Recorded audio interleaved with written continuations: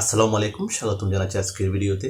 একটি video viral হয়েছে যেখানে চাচা তার ভাইয়ের মেয়েকে গহনা 12 ভরি গহনা উপহার দিয়েছে বিয়েতে। তো এটি ভাইরাল হয়ে গিয়েছে। 12 ভরি গহনা দিতে পেরেছে কারণ চাচার কাছে প্রচুর আছে। তো সব চাচারাই তো আর দিতে পারে না, আর সব চাচারাই হয়তো তার মতো হয় না।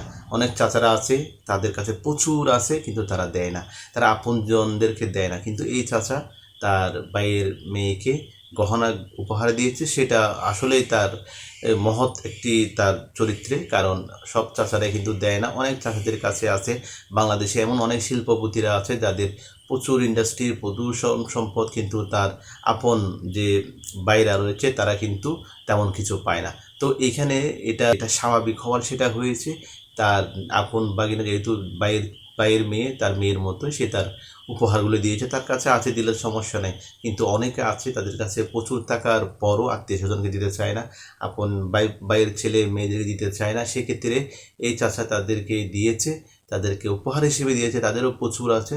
সেজন্য এটা আসলে সাধুবাদ জানায়। তবে যার আছে তাকেই সবাই দেয়, যার নাই তাকে কেউ দেয় না। এখানে মেয়েটির বাবারও অনেক কিছু আছে, রাঙা হয়তো তার চাচার কাছেও প্রচুর ধনসম্পদ আছে, সে দিয়েছে। তবে যদি সেই গরিব হতো হয়তো সে দিত না। বাংলাদেশে এমন অনেকেই আছে যে অনেক পয়সাওয়ালা চাচারা কিন্তু বাইরের ছেলে মেয়েরা কিন্তু কিছুই পায় না।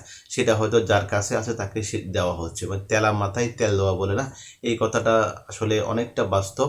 যার আছে তাকে সবাই দেয়, যার নাই তাকে কিছুই দেয় না। ভিডিওটি ভালো লাগলে অবশ্যই শেয়ার করবেন।